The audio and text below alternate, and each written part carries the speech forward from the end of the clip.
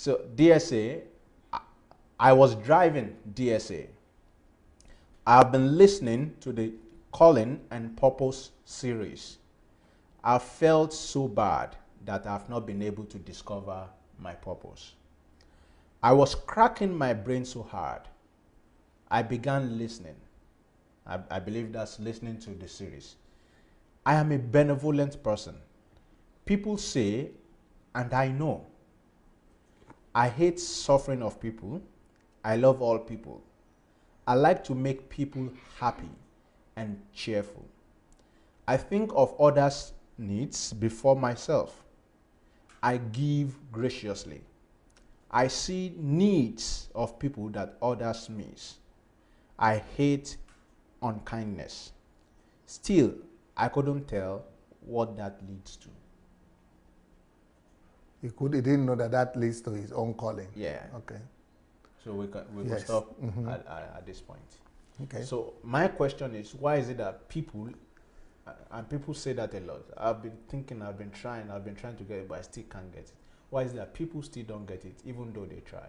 Because I believe there's somebody listening right now who may also be at this point where they've been telling the person about purpose. Okay, it makes sense, but I'm not getting it, although I am trying.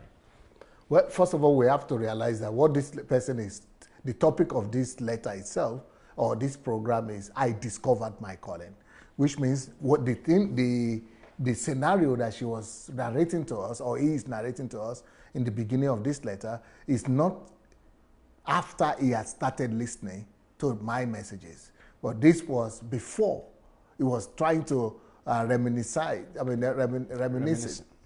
it about his life in general. That in the last 20-something years that he has been a Christian, he knew that he had all these features, but he never knew that these things would lead to his or her calling.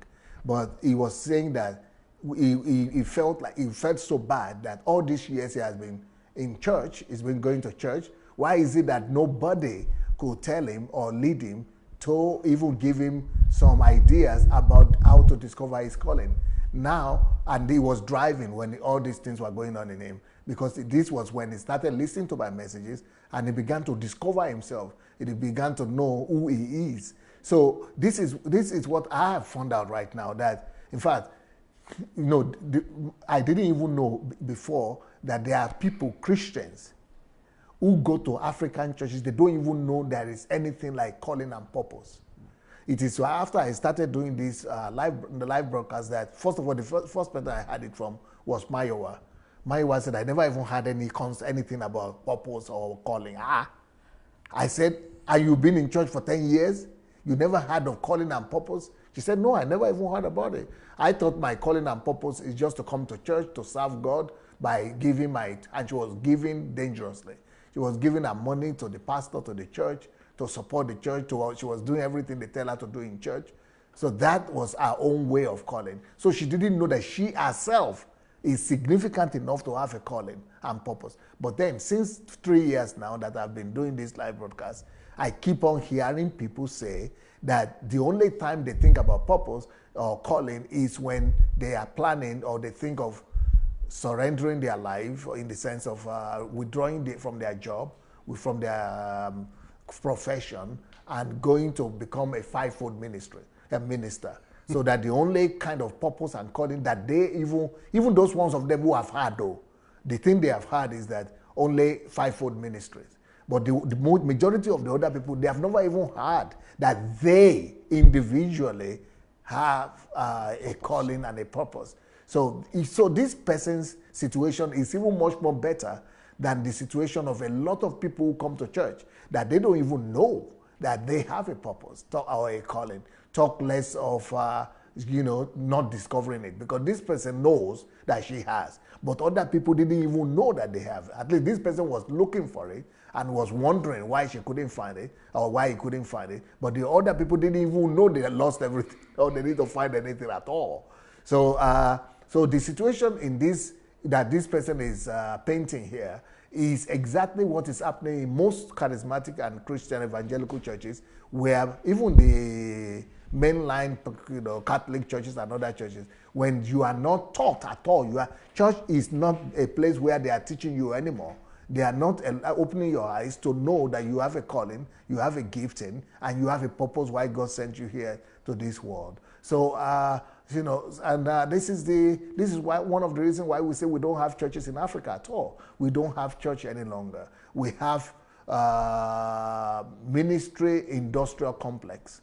We have, just like we have military industrial complex in America, now it is ministry industrial complex. We have church business, we have merchandise gospel, we have slave camps, we have prison yard that we call churches, and concentration camps where pastors are the wardens, and that's what we have right now, not church.